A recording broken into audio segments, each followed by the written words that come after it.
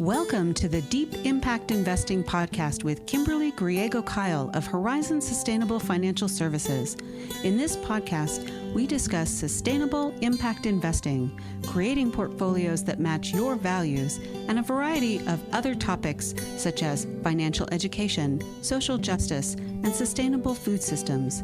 Do you want to know if your investments seek the kind of accountability from corporations that you demand? Listen in as we explore the burning question, are you investing like you give a damn?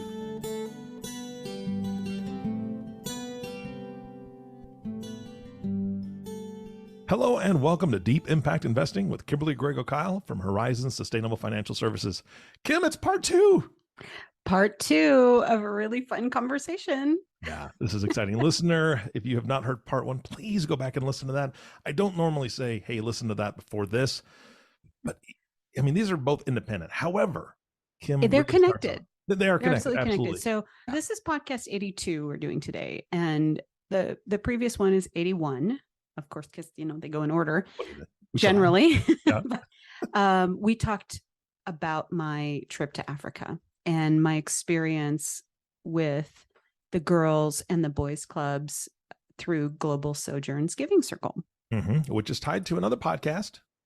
Yes, the podcast, and I don't know the number. I really need to look this up, but it was like a year ago, though. It was literally the beginning of January of 2022 when that came out. So I spoke with Priscilla Plummer in December and her podcast released in January. And she is a founder of the most amazing organization. They work with girls in Southern Africa, and they also have boys clubs as well. And these boys are learning to respect women and respect their education. And as you might imagine, teenage, very young pregnancies are very frequent there. Yeah. It's important to teach respect between the two genders. It's amazing. Yeah, and we listened to a clip of a young woman reciting some poetry, spoken poetry, which was fantastic, and the passion and the strength, that she had during that, as she was reciting that. That's a testament to the program overall, just because their confidence level goes through the roof, like you said. Whew, yeah, it's amazing. And today I want to talk more about the conservation work in Southern Africa, and it is connected to these girls clubs as well. And I'll talk about that a little bit. But, you go to Africa, it's kind of mandatory to do game drives. And, that's what they call them, game drives, even if you're just going for photos, right? Okay. It's very interesting that we learned that many of the locations in Hwange National Park are, they provide land for people to open their facilities, right? Concessions, they call it a concession. And many of those are hunting lodges. Many of them over the last couple of years have been shifting to photo safaris or the game drives without the hunting. Okay. Now, it's difficult because when hunters come, which I just can't deal with, but they pay a lot of money. And so these photo safaris are not as big of a moneymaker for them. But they've been talking to them about conservation, what happens if we kill all of the elephants and all of that stuff. So it's been interesting to hear that particular piece as well. And in terms of sustainable investing, conservation, of course, is a huge issue.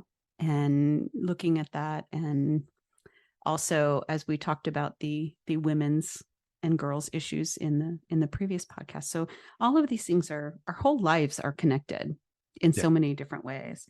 So let me just tell you about. I'm going to talk about the conservation piece a lot here, but when we first went out to Victoria Falls National Park, that was the first place we did a game drive. We were led by a man whose name is Charles Brightman.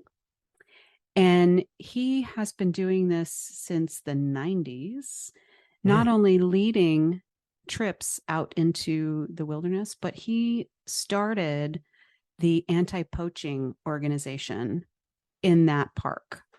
So they go out every day. There's like 15 or 17 members of the anti-poaching unit, Mm-hmm. but they go out every day and look for snares that have, been hung by poachers to catch the animals, and they will kill them. He had some pretty amazing photos that were kind of hard to look at, in terms of what that does to these animals. And so our job when we went out with him was every time we would come across, and we saw so many herds of buffalo. I mean, this is crazy. So he said our job, we all had binoculars, was to check their necks and their front legs for snares. Oh. So we got put to work, which Yeah. was great. And the first thing we did when we went out too was, first sighting was vultures. Well, that usually means something's dead. Usually, yeah. Right. And so that's the first thing we did, was we hightailed it over to where the vultures were. And there was a dead buffalo. And he wanted to check, he got out of the vehicle and went over to make sure that it wasn't a poaching incident. Mm-hmm. But this poor buffalo had just gotten stuck in the mud and died. They're not the brightest bulbs, but yeah. Well, we I talked mean, about the rains on the last one, so I guess sudden rains, right. thick or mud, they think it's safe and they wander in, and well, there we go. Yes, exactly. And it was, but it was interesting because we really watched them for a while, the buzzards. Now, let me ask you, the buzzards are there, buzzards, yes, but vultures. They call them vultures. Vultures, yeah. Yeah. He got out. Are there other prey type animals that might be there, or is it not yet? It was still early on, and so the vultures were out there, and they were going to get their food until like a hyena or something like that would come along, and then the vultures would scatter and then come back later to clean it up. Gotcha. Yeah. Yeah. They're the hardest workers, really. They are the hardest workers. It's true. And people, I don't know, you have this sort of opinion of, or, what you think vultures really are, but they are so important to the ecosystem there. Yeah. In terms of cleaning off the dead, and I'm going to jump ahead to one of my last experiences and talk about the vultures too. So I don't even remember what day it was. There were so many. We went out on safari morning and evening every day that we were in Hwange National Park, which is different than Victoria Falls. And it was different, whether it was 5 o'clock in the morning, which is when you went, or 4:30 just before sundown, which is also when you went PM. So we went out one morning and we were looking for the lions that the group had seen the day before. And I rested that evening before and I missed the lions. So I was really bummed. So we were looking for the lions and we were tracking them, and which was fun. Like, okay, here's some lion footprints. So it looks like they've gone this way, and this is kind of interesting to see that whole thing. But we ended up at another camp, and back behind this camp, back behind the kitchen, and in between that and one of the living quarters for the staff, were 2 cheetahs who had brought in their breakfast. Oh, to share? Well, amongst the 2 of them. Amongst themselves, yeah. Nobody else, though. No. So they were literally tucked under a tree and had this impala, is what the antelope is called. It's a smaller one. And apparently, cheetahs expend so much energy catching their prey that they then just rest for a while. Yeah. So they just sit there. And when they were ready, and there probably were 4 jeeps out there watching. So I was 15 feet from these 2 cheetahs. And they find shade usually right there with them, right? The jeeps. Yes. Yeah. Yeah. So, but 15 feet, and they finally get up and they wander back over to their prey and start eating. Yeah. So we sat there for probably 45 minutes to an hour watching this whole process and learning cheetahs do not eat the entire animal. And what, I was watching this whole process. So they eat the muscle, and they literally leave the entrails. Oh, okay. And for the vultures, so it's, they are so connected that they're like, well, we don't really like this piece, so we're going to leave it. And the vultures were waiting their turn. Yeah. Well, if I had to run 70 miles an hour after my dinner, I would probably take, let's break that down. Kim, if I had to run it all, 5 miles an hour, 7 miles an hour for any food, I'd take a nap. Right. So, I get it. Yeah.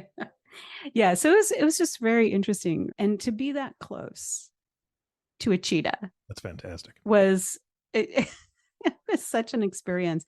We spent a lot of time being very close to a lot of animals that I would have never expected in my life. I want to go back to Victoria Falls and the anti-poaching unit there. Okay. And Charles. And he taught us a lot. So one of the first things he said to us, because you go out and you're going to laugh at this, but sometimes it's hard to see elephants in Africa. Well, I got to tell you, like, elephants can hide more than you realize. I know you think this is funny, but you're looking through the bush and you have to spot the elephants or the giraffes or whatever it happens to be, and it's not as easy as you think it would be. okay. So his words to us were, look through the bush, not at the bush.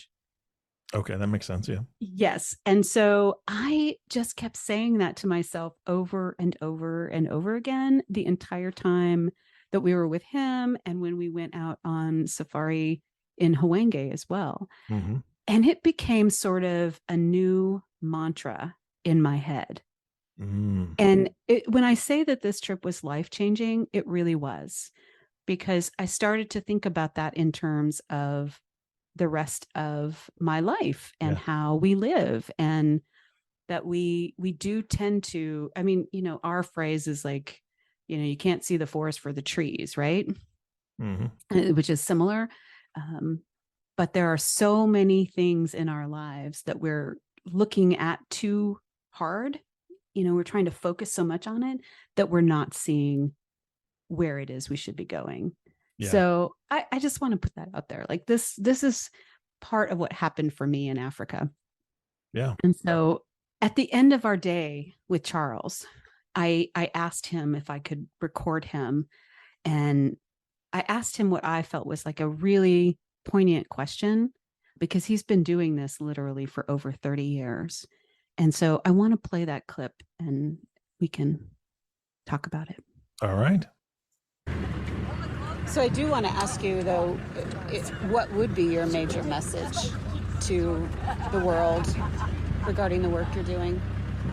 Just value and support, or value all the wilderness areas that are remaining, and really support any initiatives toward wildlife conservation, because our wildlife is so valuable to us, not just to us, but to all the future generations to come. Can you imagine a world without animals? Exactly. And if they were just people, it would be a very lonely place without the animals. There's so much you can learn from nature. Every day is different. Just appreciate nature. I know part of that was hard to hear because we were literally in the Jeep, but appreciate nature and the world. Nature can teach us so much, and it really can. We really saw a lot about how the animals work together. Certainly there are, prey relationships too, but you almost always saw zebras with either the wildebeests or the buffalo. So they tend to go together where they're going, whether it's a water hole or, moving on to a different place. And so watching that piece is so interesting and relevant to what we need to be doing as humans. Yeah, two things struck me. Number one, he said, respect the wilderness that's left. Yes. right? So he's seeing, the loss of wilderness, the loss of habitats, right? Yeah. Which obviously is a big part of what he does. And then the other thing, toward the end, when I think you're the one that chimed in and he said, imagine a world without animals. No animals, there's no people. Yeah. But here's the thing: if there's no people, the animals do great. If there were no people, animals would be fantastic.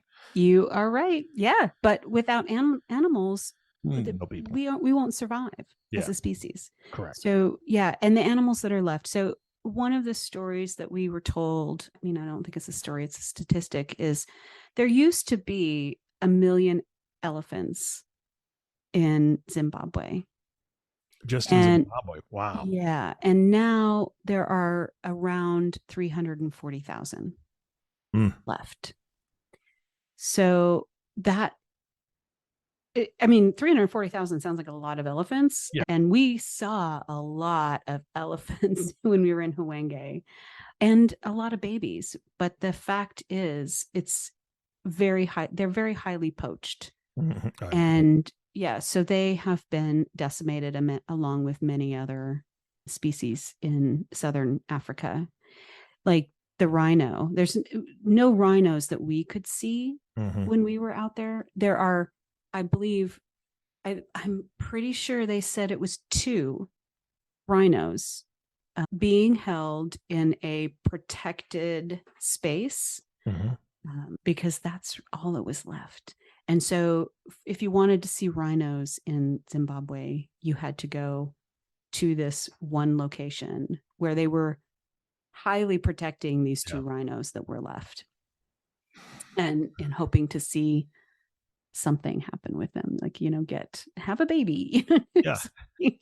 So that is sad. It's just heartbreaking when you think about it. And when you also, when I thought about 1 million elephants in Africa, and 2/3 of them are gone. Yeah. And when we were sitting there, the last camp we stayed at was at Davidson Camp, which is semi well known, and there's no fence around it. So it sits above a watering hole. And this is the other thing that's amazing to me, is they have created in these parks big watering holes that they are pumping water from the ground via these pumping stations all over the place, so that the animals have plenty of water. Because in the dry seasons, there's not enough water for them. And so, there was a watering hole right in front of our tents, and we were in, the typical glamping tent. It was amazing. Nice. I think I sent you a picture of that. I don't know. You haven't yet, but I'll look forward to it. So, we watched the elephants come and go all day long. And the 3 days that we were there, I saw the same herd of elephants come every afternoon to get water. Wow. Yeah. And it was like a parade. So the wildebeest would come, and then the buffalo and the zebras would come, and then the elephants would come. And they would take turns. So it was like, again, it was a parade. So this time period was for these guys, and this time period was these guys. It was so interesting to watch. And then antelope everywhere, and they have so many different kinds of antelope. It was kind of fun to learn the names of them, and we would go out and we'd be like, there's a sesame, there's an impala, there's a, whatever it happened to be. So it was fun. And the last night we were there, again, no fences. So we were having dinner, and it's dark, and you hear crunch, crunch, crunch, and it's very loud. And so we're all looking out in the darkness, and there's a tree maybe 25 feet away, maybe 30. There's an elephant. Yeah. They're great at hiding, but not very quiet. Right. Actually, that's not true. Okay. I learned something amazing about elephants. They walk so quietly through the forest that we watch them, and you could barely hear them walking through the forest. So the pads of their feet are sensory, and they're cushioned, and so they can also hear other animals coming through their feet. Really? Yes. And honestly, they were the quietest animals out there. So you could hear the giraffes walking, you could hear the wildebeests and the buffalo and the giraffes. I mean, not giraffes, but zebras, but you couldn't hear the elephants walking. That's crazy. Yeah. Except for the one time when we were in Victoria Falls Park with Charles. So we came around a corner. We'd been looking for the lions and elephants and giraffes and stuff. And we hadn't found any elephants yet. We did find a hippo. We found all kinds of rope. We saw some giraffes, which was amazing. And then we come around this corner and there are elephants right there on the road. It's their road. So let them. So we stopped and we just sat there and we were watching them for a while. And then one of the female elephants started to get a little nervous. And, you can tell when they're nervous, they start flapping their ears differently. And their ears actually cool their bodies. So I just learned so much about elephants, probably more than you wanted to know. But so we're and we're like, okay, well, let's back up. So Charles starts backing up the Jeep. And then we hear trumpeting and it's behind us. And all of a sudden we were literally in the middle of an elephant stampede. Oh, that was the only time I was actually scared there when we were in Africa, because something spooked them down by the water. And so a whole nother group of elephants just came barreling by us. Yeah, on both sides. And there was this big bull elephant right behind the truck. And we were Charles was like, just don't move. Just sit here. We can't move. So it was crazy. That was it was the only time I was worried and scared, even, watching cheetahs eat breakfast. Didn't scare me as much as that did. So yeah, it's amazing. And the conservation efforts that they have going on in all of these areas, in these different parks, is phenomenal. So, I just talked about the loss of elephants, right? There's also a problem on the opposite side of that. So in some areas, like in the major part of Hwenge, the elephants are knocking down so many trees that the giraffe don't have anything to eat.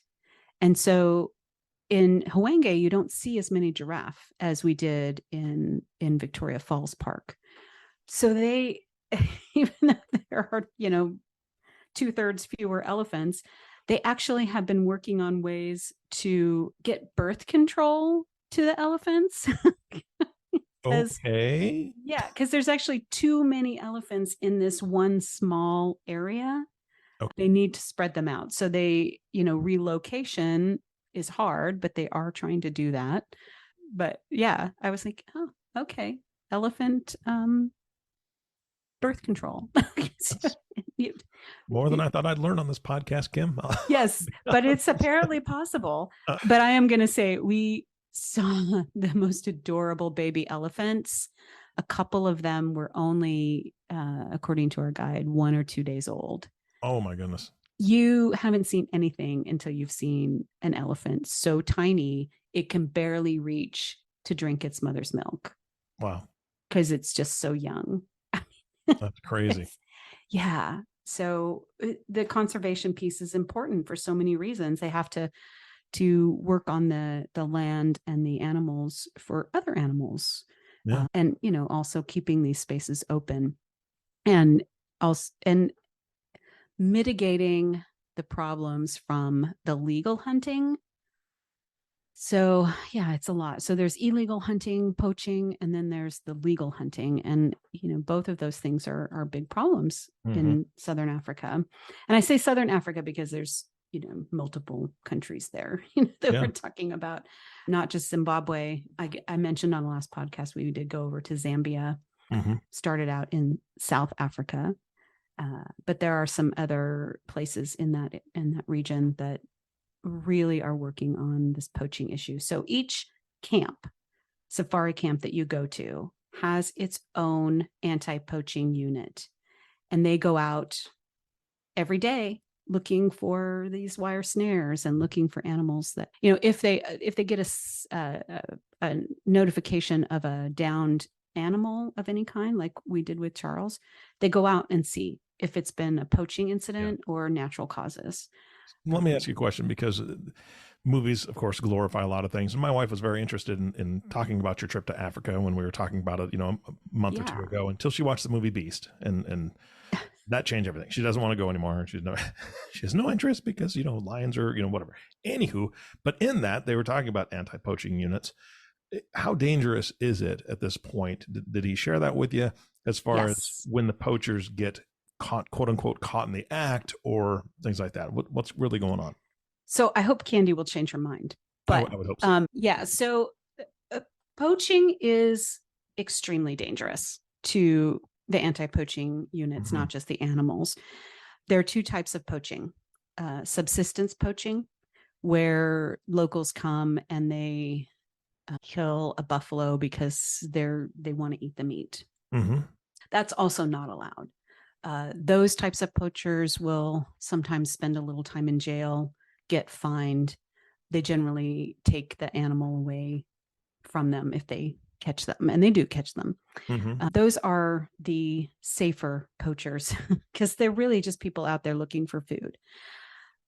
The biggest problem, and this got very bad again during COVID when very few people were out, are the poachers who are coming from China looking for that magical substance that's an aphrodisiac, and killing these animals for it. So tusks, that kind of thing, which is why the rhinos are under such protected guard.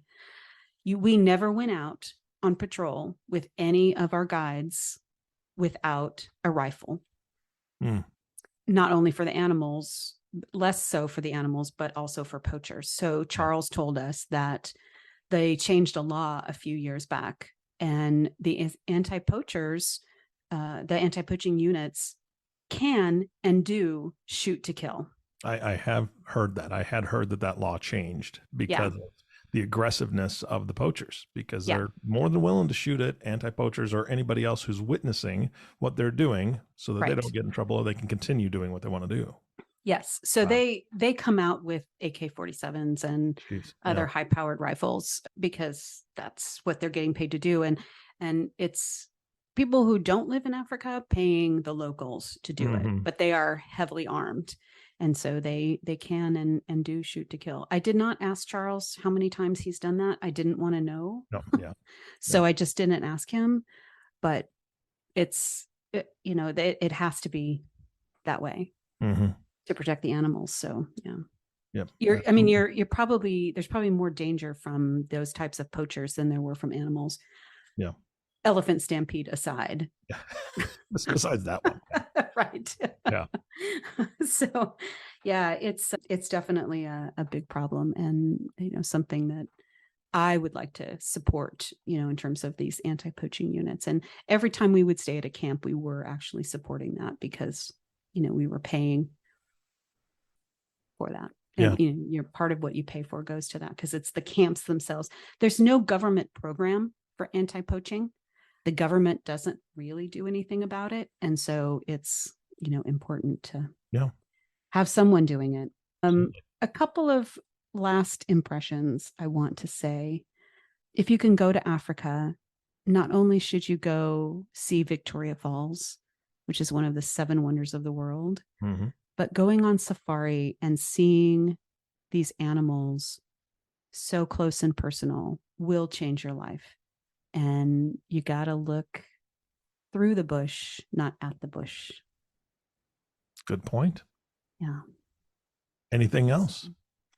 Well, I could talk about the animals for so long. Like I tried to start making a list of all the animals I saw, and it was kind of a crazy list. So I could go through that real quick if you want. We saw wildebeest, which are my favorite. They're ugly. Everybody called them the leftover parts animals because they did you see any okapis? What? An okapi? Did you see one of those?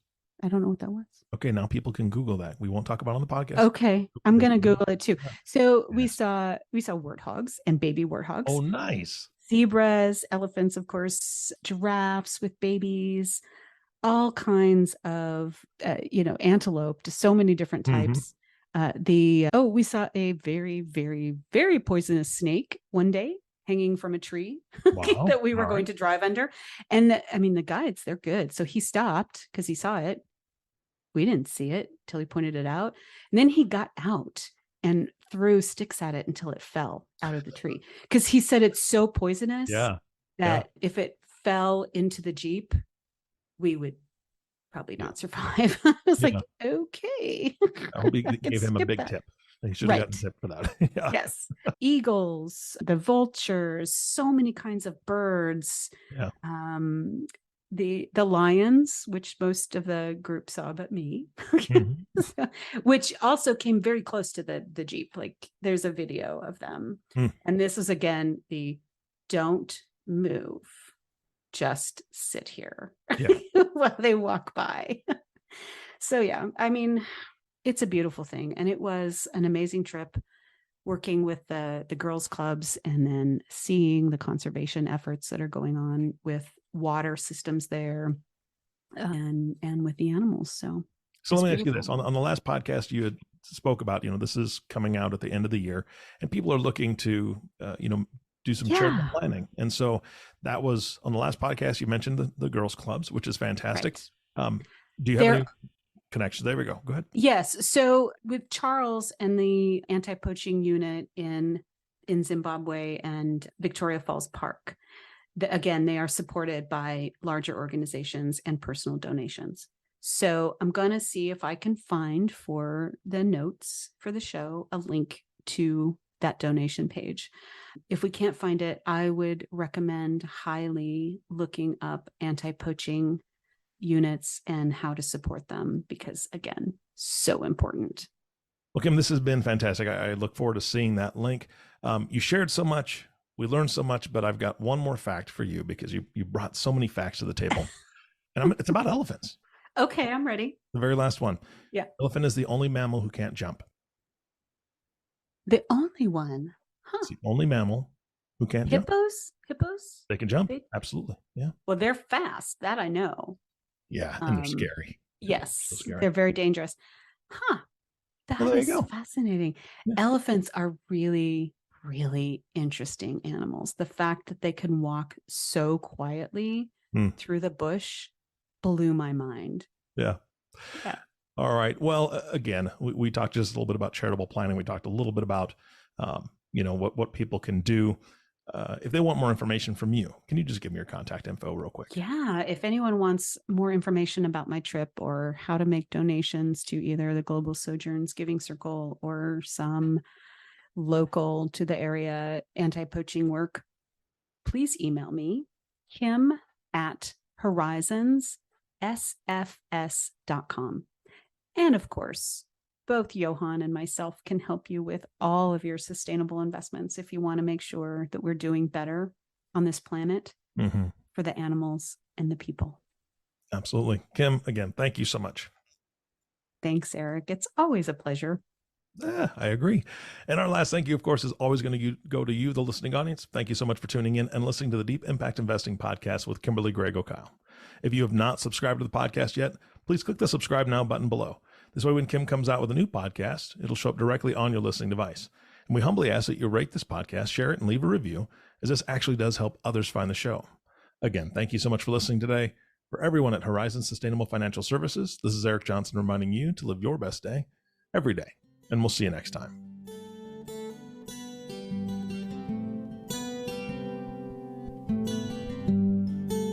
Thank you for listening to Deep Impact Investing, the sustainable, responsible impact investing podcast that shows you how to invest like you give a damn. If you have questions about this podcast or topics you'd like to hear addressed on an upcoming podcast, email us at kim@horizonssfs.com. Join the conversation on Twitter at HorizonsSUSTFIN or give us a call at 505-982-9661. Don't forget to click the subscribe button to be notified when new episodes become available. The companies we may speak about during our podcast are not recommendations for investment. Only you and your financial advisor can determine what the right investments are for you. Horizon Sustainable Financial Services, Inc. and its financial professionals do not render tax or legal advice.